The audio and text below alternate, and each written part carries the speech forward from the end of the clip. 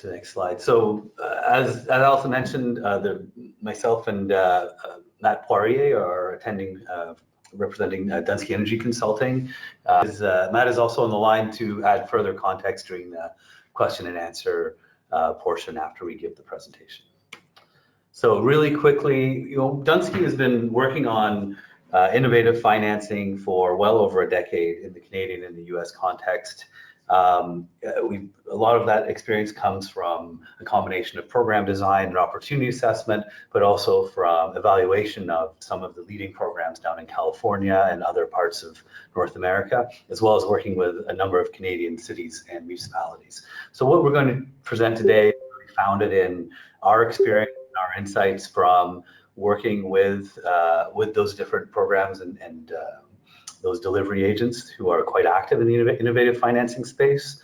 And I know that on today's call, we have quite a range. Some people, some familiar names are on the call today who I know have a great deal of knowledge on this subject and newer to some of you. So we've kind of taken a relatively high level approach to walk you through a few key understandings. So the first is just from a high level perspective, what are the efficiency financing opportunities for municipalities in general, and just so you kind of situate, there's a lot of talk about PACE, but how does it fit within the larger range of options that may be available to municipalities, or maybe not? It can also be implemented by other parties, but just so you kind of see how they relate to each other, the types of programs and what kinds of benefits they can deliver.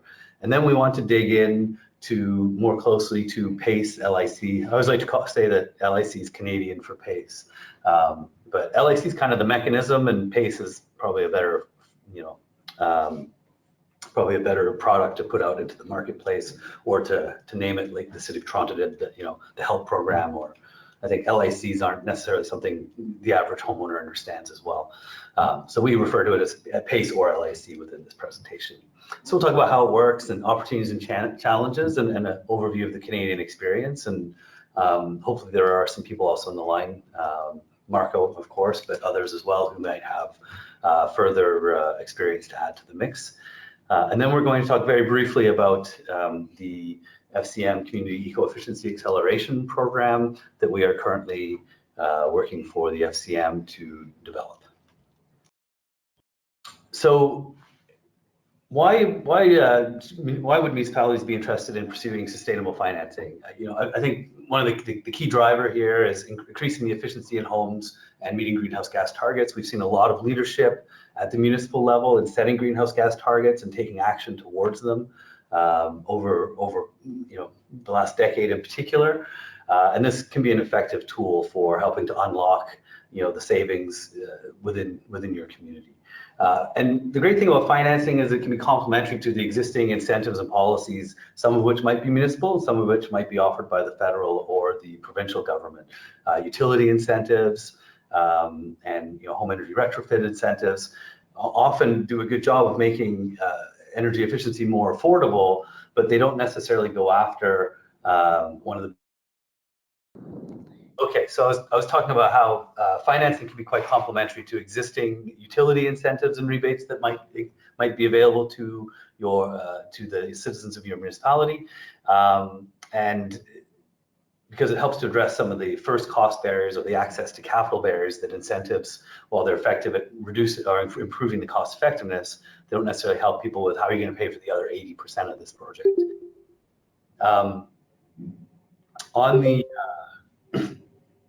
Beyond simply assisting with energy efficiency, financing can be, when offered by municipalities, can actually help to support other goals you have, such as just generally improving your housing stock and affordability, local economic growth.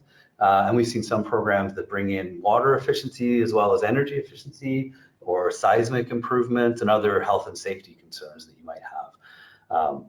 I think one of the key things to keep in mind if you're a municipality who's considering going down the road of offering some sort of sustainable financing to homeowners in your community is that financing programs, while they offer significant benefits, can be significantly challenging to deliver. And what we've seen in the market in Canada and in the US is that the most successful programs often had to iterate and have a good deal of flexibility in order to get to a successful model. It's not necessarily the first thing that comes out of the door that is the model that they end up implementing 2 or 3 years later, or maybe there's some minor adjustments along the way. We can talk a bit about that. I'm sure Marco has lots of experience that he can share in that respect. So some of the common barriers that are faced by homeowners when they are attempting to undertake an efficiency improvement in their home. Of course, the access to capital is key, whether they can obtain a loan and whether the loan will consider the economic benefits coming from the efficiency when underwriting the application is quite important. And this is one area that sustainable financing can directly address. Competing capital priorities. You may have limited ability to exercise your home equity line of credit, and you may have other needs in your home, and they may take priority over efficiency. So sustainable financing can help bring efficiency into that set of competing priorities, and that, of course, is linked to your debt limits. Some of the uncertainty and risk around efficiency upgrades is also important. Providing information can really help with that. Occupancy duration. While you might invest in efficiency now, most homeowners have about a 10-year perspective on their home as far as ownership goes, after which they would expect they might be selling it. So if you have a measure or an upgrade that is looking at a 15 or 20-year payback, like insulation or solar panels, attaching the obligation of repayment to the property is an effective way of saying, look, the next owner can help pay this off too, since they'll be getting the benefit.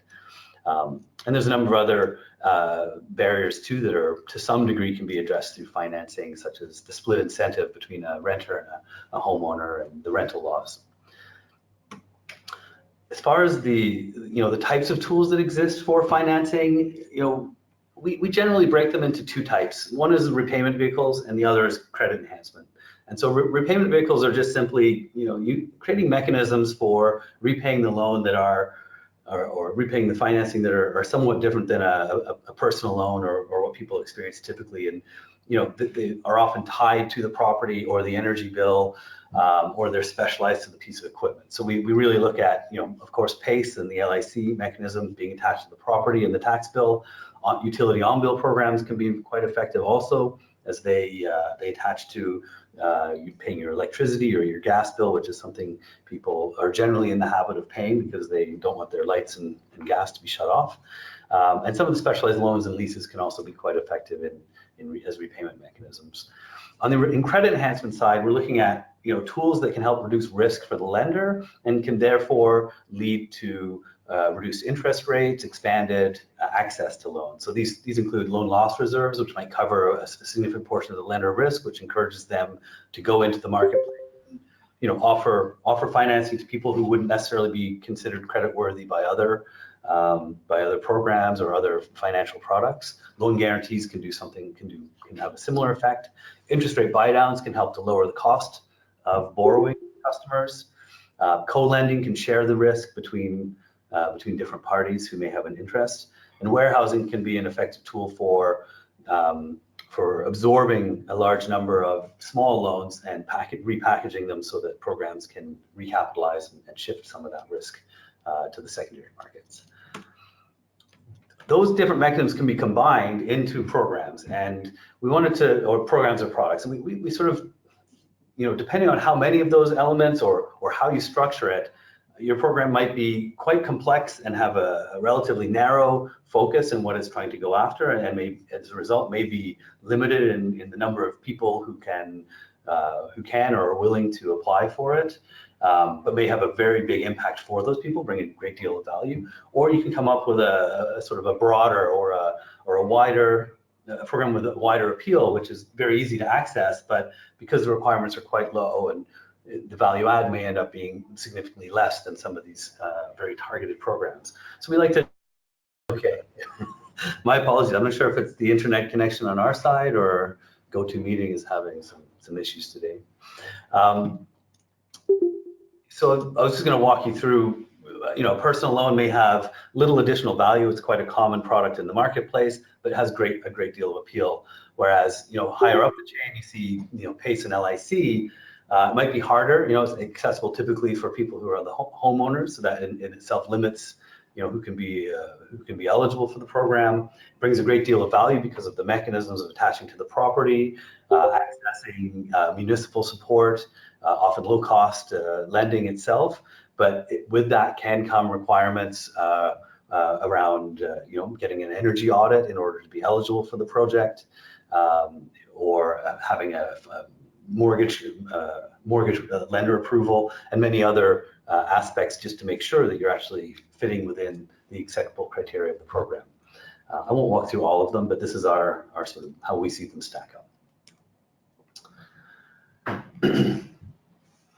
So one of the things to also consider is that financing is intended to be a barrier reducing approach.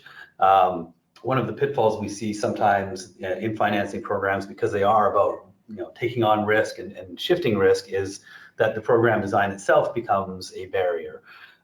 So if some of the potential program pitfalls that can be translated into the programs and become barriers to customers participating, high cost of capital.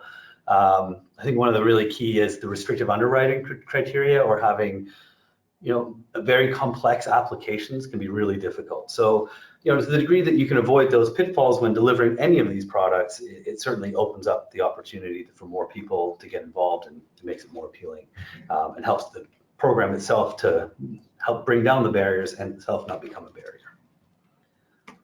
So from that general discussion, I'll move on to what we've seen as far as PACE and LIC. So just PACE financing is definitely an emerging tool, in the U.S. and in particular, and to some degree in Canada. It's really covering both efficiency as well as renewable energy technologies.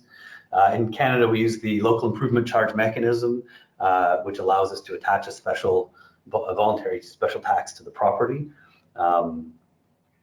So, sorry, there's a lot of, I'll just bring the whole slide up. Some of the key benefits here are that it gives you access to long-term financing with a fixed interest rate. This isn't like your mortgage where 3 to 5 years down the road you're going to have to renegotiate the terms of that financing, and you could see an increase in interest rates if the market has changed. Typically with LIC and PACE programs, you're locked in for the 15, 20, possibly even 25-year period. So you know exactly how much your payments are going to be, and you can balance them with your expected energy savings and see what the net impact is going to be, positive or benefit. It's a tax lien on the properties that's transferable at the time you sell it. We mentioned that, which allows for not just the transferability, but because it's part of a priority lien that the municipalities have through their tax billing systems, it's an incredibly secure source of financing, meaning that if there are secondary lenders, or the municipalities themselves can actually offer quite low interest rates. We've seen really, I think in the next slide we get into the two types of programs we typically see are the residential PACE programs and commercial PACE programs. I think the simplest way to understand how these map to local markets in a municipality are residential PACE programs typically apply for properties that have a residential mortgage, so usually 1 to 4 housing units. And commercial PACE programs apply to pretty much everything else that's out there. They tend to go after larger projects because they're larger buildings. And one key difference that we've noticed is that with residential PACE, there's no obligation from your home ownership agreement with your mortgage company to divulge further lending on the property, whereas under commercial PACE and in commercial mortgages, typically any further encumbrances on the property have to be divulged to all existing lenders on the property. So programs on the residential side have to make that decision. Do you want to include mortgage lender consent? Whereas on the commercial PACE, it's pretty much just baked into how commercial financing works. So it'll happen. And for a larger project, it's not such an issue. This is a bit of a complex diagram showing the different roles that can be played. And really what we see within the programs that are on offer is they vary to the degree that the municipality takes on these different roles. In some cases, in the US, we see municipalities quite simply just adopt the PACE ordinance and then open up the market for a third party or even multiple third party providers to offer programs or compete and offer programs, in which case the role is quite limited. In some other programs, and I think it's more the norm in Canada, we see municipalities who are, want to take a much deeper role in the delivery and development of the programs, and they'll actually administer themselves, and in most cases offer the capital from their own capital. So they're taking on the credit risk as well as managing the whole program and setting the criteria. Typically, we've seen greater volume out of some of the private sector delivered program administration models because they have a stronger impetus for marketing and for profit generation. Whereas what we see out of the municipally driven programs are often much higher focus on effective energy efficiency savings and making sure that the projects themselves are very high quality, and of course making sure that there's a great deal of consumer protection. So there's always a question of where to go on that spectrum, whether you want volume or quality, and I think this is a key design criterion for any program. A little bit on the U.S. experience of PACE, and then we'll talk more about the Canadian experience after. This is where PACE really was invented and had the first programs. You can see significant volume was really generated in the earlier part of this decade. Most of it driven by residential PACE in California. Most of the states now actually have PACE enabling legislation. There's about 50 odd programs running. There's many more commercial PACE programs running than there are residential PACE programs because of concerns from U.S. mortgage lenders over the residential PACE programs, related to what I was alluding to earlier, where for residential mortgage holders, they don't have an obligation to divulge when they take on a PACE lien on their home, whereas commercial properties do. So the market, to a large degree in the U.S., was stalled on the residential side until a resolution of that was found. Whereas on the commercial side, we see quite a lot of programs operating. Another thing is that the commercial programs are almost all self-sustaining, privately administered programs, whereas we see more of a mix on the residential side. So 3 quick examples to look at if you're looking at the U.S. PACE experience to gain some understandings. California really broke the ground. California broke the impasse between the mortgage lenders and PACE providers about 6 or 7 years ago, when the state stepped in and offered a loan loss reserve of $10 million that would cover any mortgage lender that could show demonstrated loss as a result of a PACE lien defaulting, could come to this loan loss reserve and claim back, be made whole from that loan loss reserve. To date, to my knowledge, no mortgage lender has claimed against the loan loss reserve, and that $10 million actually unlocked over $2 billion of PACE financing in California. Hero PACE is the name some of you might be familiar with. That's probably the biggest program in California. I believe it still is. It really expanded quickly. The other thing that was interesting in California was the municipalities would bind together under something down there they call it the Joint Powers Authority, which would allow one program to operate in multiple municipalities simultaneously. It's a bit of a complex mechanism. I'm not sure how well it translates to Canada, but it can offload a lot of the administrative weight from any one municipality so that they're working as a pool. So this really demonstrated how de-risking can unlock the market, and making sure that the mortgage lenders' concerns are taken into account. And in the case of the Hero model, they essentially, I think it took about 10 minutes to get a pre-approval on a PACE financing through a web-based app that Hero offered to contractors. So you could literally find out while sitting around the kitchen table with your contractor whether you were eligible for PACE, and then you could approve those upgrades that we were discussing with the contractor. And then, of course, follow through from there with the formal application. And this was really a big part of getting the market moving.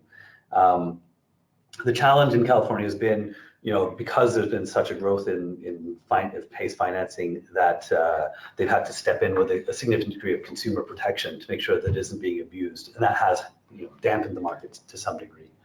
I'll skip over Vermont and Maine right now. I think these slides will probably be distributed after.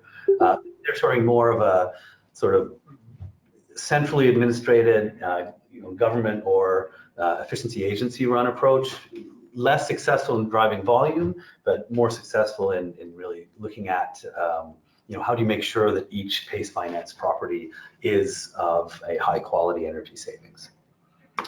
So to get to the Canadian experience, there are 4 provinces and territories in Canada that currently have enabling legislation, or LIC enabling legislation.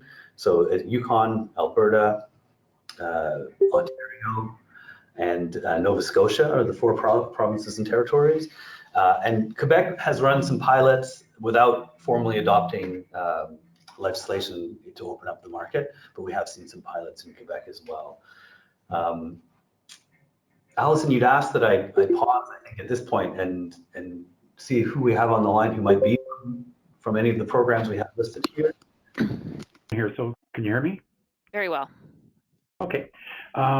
Yeah, so it's a bit of a start and stop here. Well, we have the legislation in place. We were waiting for the province to sort of clarify. They've got Energy Efficiency Alberta, which is an arm's length provincial agency, which is planned to be the administrator, but we're not entirely clear on where that's going. So we're in a little bit of a hold here. That being said, we've sort of designed a program and are ready to pilot a program in Edmonton. We believe it's sort of a provincial pilot also, in that we don't know if there's too many other cities that are jumping on board quite yet. But we require a bylaw here to do that, and the plan is to have about I think it's 11.25 million that we would ask for, and this would be borrowed through the Alberta Corporate or Alberta Capital Finance Authority at fairly low interest rates. And that would be for 25 residential and 10 commercial. And on those ones, we can go up to $50,000 for the residential and $1 million for the commercial. So that gives us a little bit of opportunity to look at different, hopefully some different programs there. And I think a couple of comments regarding the actual program and we had to dig in fairly deeply, and Dunsky, I guess, knows this a bit, some of my work in the program design. But one of the challenges, I think, is to, while we can flow through some low interest money out there for the loans, it's sort of the administrative piece on top of that becomes a bit of that challenge. So trying to put that out of the market as far as the total cost or the total interest rate that a participant has on that. So that might be something also, just from looking at that from it's interesting. My observation is that on the financing side, we make everything pay for itself, but then we have all sorts of other programs and incentives that where we put money into it. So maybe there's an opportunity here, and I think it goes back to buying down the interest rate piece, maybe that portion of it. And the other observation that I have, and talked about a little bit, is around the ability for actually homeowners, particularly on that side. I think what people are really looking for is some one-stop shopping also in this, and that if they become the general contractor and have to deal with a whole bunch of contractors and all sorts of stuff, it just puts it out of reach, I think, for many people that just want to get improvements done in their home and be done with it, right? So that's a couple of observations. I'll leave it at that. So are you considering then, based on what you just said all there, are you considering having sort of a preferred contractor list or something or a bundled retrofit package or something like that to make it simpler for? Yeah, I think there's a bit of that, and again, going back to the first part of the conversation, we're not sure if we're actually going to be the administrator or if Energy Efficiency Alberta, and that's province-wide, will do that. And we're trying to push for that, but it does become a challenge as far as that goes. I think there'll be preferred contractors, but then how that all comes together is I think, going to be the challenge at the end of the day. I'm not sure if I answered that, but yeah, no, totally. I'm pushing for that, but I'm not sure if we're going to be able to get to that conscientious share service to start with anyway. So. Okay, Shannon, let's move to you. Can you talk about Solar City in Halifax? I know you guys have been doing some tweaking since its inception. Yeah, I'm actually just going to introduce my clean energy specialist, Kevin Boutilier, is here with me, and he'll give you a little rundown. Great. Hi, everyone. So Halifax Solar City, in about 2011 or so, we got the legislation, our charter amended by the province to allow PACE financing. We then launched in 2013 the Solar City program that only financed solar hot water heating systems. That was most cost-effective technology at the time, and it was a pilot project. Through that program, we financed about $3 million in solar thermal projects. In 2015, we received direction from Regional Council to expand that program to open it up to two other technologies, solar hot water and solar electric. That program has been running ever since 2016, and we've seen a lot of uptake in the solar electric technologies, and we financed about $9.5 million with that. And in just 2018, we received a direction from Regional Council to continue the program indefinitely. What we've kind of seen as ways of getting success for the program is really reducing the complexity of the applications and just having a warm body that understands the landscape here in your municipality or your province, understands all the different approvals and applications that are needed to really help the property owner sort of streamline the process. And there's also a provincial rebate here in Nova Scotia that's been quite helpful as well. I would say one of the barriers we're seeing is increasing or scaling up PACE financing really puts a lot more risk on the municipality in regards to financing. So it would be fantastic if there are some options to have some other levels of government help out. Yeah, share in that risk so we can all achieve a common goal. And by that, you'd mean loan guarantees or loan loss reserves? Or what are you thinking there, Kevin? Yeah. So we do put a lien on the property, so there, we are, at the end of the day, the collateral is that we take the house. However, there's a huge process for that, and there's a risk to the amount of time and money it takes to actually do that.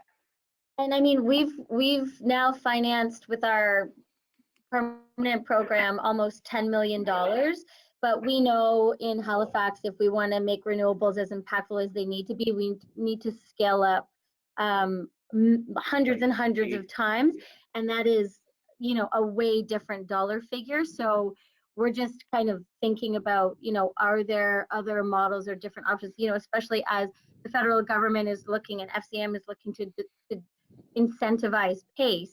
How do you incentivize and scale up PACE significantly to achieve these aggressive cuts in the next 10 years without putting undue risk to municipal governments to the point where they can't actually administer those programs? So I have no answers, but I think it'd be interesting to explore even like partnership models, or I don't know what's out there, but that's just something that we've been thinking about in the last little while. Yi, do you have anything you wanted to jump in there on about what you've been thinking about in that regard? Yeah, so the point that you made is really interesting on the additional risk taken on by municipalities when scaling a pilot. I think we see this through all kinds of sustainability projects where we do something as a pilot, but then the actual scale up becomes that much more difficult. I would love to follow up with you so as not to take time from this presentation to really understand what are some of the risks that comes with scaling up. Be happy to. Thank you. Yeah, and we, this is the purpose for the call too, is for everybody to share their experiences and to ask questions. So that is, don't feel like the presentations are meant to incite a conversation. We give ourselves plenty of time on these calls so that we can have plenty of conversation between the cities as well. So one last question. Hi there. Oh, go ahead. Sorry. Hi, this is Renee Towns. I'm the treasurer for the Halifax Regional Municipality. I just wanted to weigh in a bit on the finance side.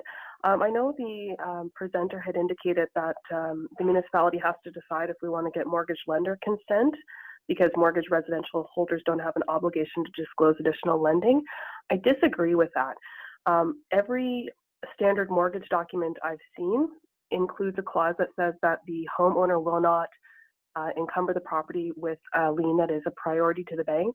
And as a tax lien, these liens are priority to the bank. So I would actually suggest that residential holders have just as much of an obligation as commercial mortgage holders to disclose and obtain consent prior to the entering into these. So I don't know what other municipalities have had experience with that. I would be curious to hear others' experience with that. Marco, do you have anything on that? Yes, I would concur that there is an obligation for the homeowner to disclose to their lender, and standard mortgage terms do prevent homeowners from encumbering their properties with senior liens, and that could potentially trigger a default on the mortgage, which was really the key driver, like when we were undertaking consultations in the early goings prior to the launch of HELP, and we were consulting with financial institutions. That was, you know, one of the primary drivers that led us, that made us introduce this lender consent process, whereby the homeowner seeks consent from their lender prior to participating in the city's HELP program. Yeah, I think that's a prudent thing to do. For this, a question for, I guess, Halifax and Edmonton, is there a requirement for lender consent in your program design or the way it's implemented? So in Halifax, this is Shannon, that's not currently a requirement. We encourage homeowners to have a discussion, but we don't require any written consent at this time. And for Edmonton, I'm going to have to say I'm not sure. That's probably some detailed discussion that has occurred, but I'm not sure where we've come to on that one. I can find out. Can I also just jump in and say, this is Shannon again, that you know, it may be that we need to change our program to do this. We're having conversations with finance and with legal, but should we do it, we're pretty sure our program will die. So that's currently a big risk to our PACE program. And we've been looking at ways that we wanted to actually expand it and change it or maybe have an additional program. But unless the lenders get on board with being okay with this, it's not going to work out, because we have a program right now, another LIC program for drinking water wells. And that program was started a year or two ago, and it kind of copied the Solar City model, but it required consent from the lender. And there's only been one single participant state, as far as I understand. So that's a new conversation that we've only just started having with Renee actually a couple of months ago, and I'm not sure where it's going to go. Just to jump in, if I may, this is Stewart from Toronto. I think, given that, you know, jurisdictions across the country are looking at this, I think there's a need to kind of have a conversation with the banking industry, because I know back in June of last year, we reached out to the Canadian Banking Association, and we've had some improvements in the way I see approvals happening. But I think there's maybe an opportunity for, you know, municipalities, provincial governments to sort of, in a polite manner, sort of put the banks on notice that there's this wave of potential projects coming their way, and that they need to kind of be prepared for that. Alternatively, if we've had banks, you know, say no to letting clients take on an LIC, but then have offered them lines of credit at a much higher rate than we're offering them. So it seems that they're not too worried about necessarily in all cases taking on additional debt, but they're worried about the business. And from our perspective, to a certain degree, we just want the work done. So if we could find a way to work with the banks, one, to let them know that the lender consent process is also being handled differently by different elements of different banks. So is it, if it's happening through credit review or if it's happening through mortgages, but if the banks knew at a higher level what these programs were and they had a greater familiarity with it, I think collectively we could address the lender consent issue across the country in a much more cohesive way. And maybe there is an opportunity for us to advocate, especially if the LIC opportunity that's going to become available through FCM is available. I think we're going to need to engage with the banks in a bigger way.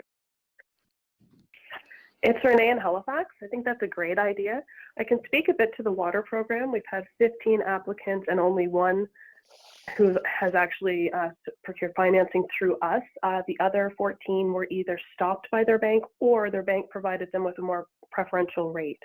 So the instances where we've seen the people were refused, it was because it was an affordability issue. So the bank was protecting their own interest as well as their client, because I can give you an example. There was an assessment of about $110,000 and the well was going to cost $50,000 to put in. That person, there was obviously an affordability issue with it, but I mean, it's something to take offline for sure. Happy to be involved in that and help. Thanks, Stewart and Renee. One last question on Solar City from previous conversations I have with Shannon. So I don't know if maybe Renee or Shannon wants to comment on this, but I think there's also a desire to figure out a way to make the Solar City loans available to those with CMHC mortgages, who I understand are even further encumbered from or further face further barriers to accessing that financing. Can you elaborate on that? I can't remember the exact details of what the problem is there. Yeah, so I don't know if might have been talking about something else, but I know speaking with the folks in Toronto about CMHC mortgages, they're automatically declined if they have a mortgage with CMHC. I think folks in Toronto can clarify that. I think we had thought about looking into it, and then I think,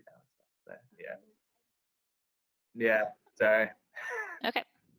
Yeah. No problem. Well, Marco's going to present on there, so we'll get to that then. Okay, so if there's no other comments, and Shane Andre, you didn't join us from the Yukon, did you? Okay, then I think we can move on to your last slide, I think, right, Alex? Great. The big reveal, you guys. This is the program coming from FCM, the big reveal. Yeah, maybe just add one last point on the mortgage lender consent. I think we need to look more carefully at the laws in Canada and see, is it consent that's required or is it inform? I think that's the first thing. And the second thing is this presentation is half informed by what's happening in the US, where there isn't a mortgage holder consent or information requirement for residential mortgages. So, in some cases, the US experience will not directly translate to Canada. But it's a big conversation, and involving the CMHC, involving the banks, and all the provinces and cities who are very interested in PACE and LIC programs. I think absolutely everything I just heard is on the mark. It has to be thought very carefully about, and the considerations both from our program delivery as well as from a security and an acceptable solution for everybody needs to be found. Again, Marco will talk more about this for Toronto and how they approached it. I think they had some really interesting solutions along the way. Alex, can you just also talk to, because I mean, just looking at your map here, there's obviously a number of provinces and territories that do not yet have enabling legislation for PACE, and this PACE program may very well come out from FCM, but a number of provinces won't be able to participate, or the cities within those provinces. Who's placing pressure on these provinces to enable this legislation, or how do we see that coming about for these other provinces? I think that's a big. Well, first of all, I just want to clarify, and we'll get to that in once I get slides to turn over. The FCM program is the program we're working to design for the FCM, not quote unquote a PACE program. It's an acceleration program, or the model of financing is not predetermined. Correct me if I'm saying anything that or is going beyond what's terrible at this moment, but just to say it's not focused entirely on PACE. As far as who's putting pressure in the provinces, typically the pressure we've seen in the past comes from environmental groups, it comes from municipalities putting pressure on their provincial representatives, and those are really the two key areas. It sometimes comes from within the group of politicians within the province themselves. I know that was the case in Ontario. So, it really has to be something that I think emerges from within the province itself to make it happen. But, if municipalities often have a good, can often, have the ear of their provincial MLAs. And I think that's probably the most effective way, especially if there is, a feeling that this is going to open up opportunities for those municipalities to be on an equal footing with municipalities in other provinces. Good message there. This is Eve from. Oh, this is Eve from GMF. I think I just want to reiterate and kind of emphasize what Alex said. The program from SCM will be to support innovative financing. So it's not predetermined the form of financing. We know that there are some models like PACE and on-bill financing that has the potential to scale well. But we also want to recognize that financing as a way of addressing energy efficiency is fairly nascent. So we want to be open for new and emerging models.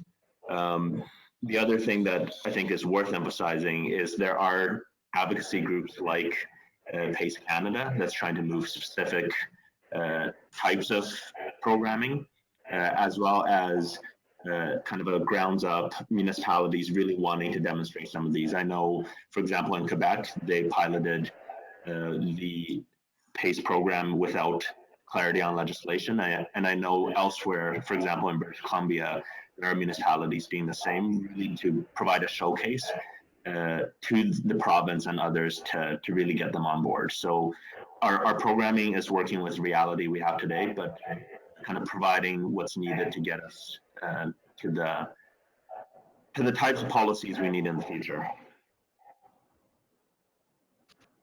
Great, thanks. And Robin, were you jumping in there too? This is Robin Goldstein from FCM.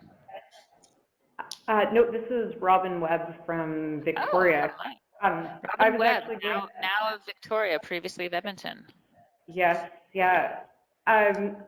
From my knowledge, there's been a fair bit of work that's been done to advocate to the province for legislation here in BC, and we're still not seeing that change. So I guess just, it would be nice if FCM kept that in mind, that flexibility around participation for municipalities who have been told that this is not something that they're able to engage in right now would be sort of paramount from our point of view.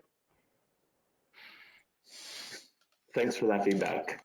And absolutely, we're not pushing for any specific approaches.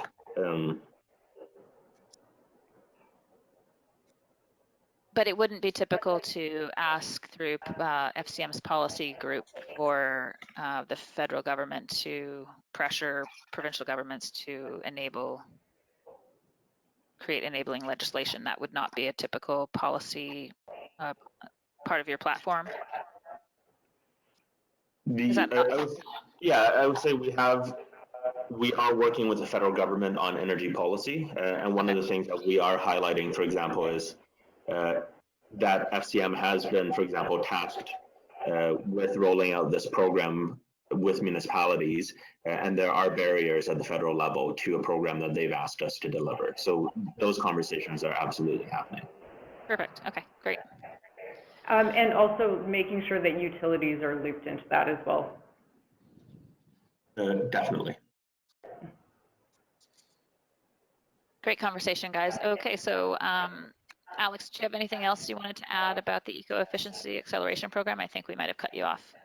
No, I think, in the interest of time, I think the details are here on the screen, and I think, generally understood. And I know Marco has a lot of direct experience to share on the Toronto side. So unless there are other specific questions, I think this is what we can share about the program right now. It's still in early stages, and obviously when details are determined, they'll be made available through the FCM. Maybe just what is the targeted date for launch of this? E, do you want to answer that? Yeah, so we're aiming for first half of 2020 to be rolling out with aspects of funding and capacity building programming. We will throughout be validating some of our program designs with stakeholders like yourselves, and more information will come. The publicly available information will come through our FCM Connect newsletter. Great. Okay, then. I'm going to change the presenter over. Thanks very much, Alex and Matt, for putting that together and taking the time to offer that presentation. It was really helpful and obviously is an area of interest to many and seeded a pretty great conversation there.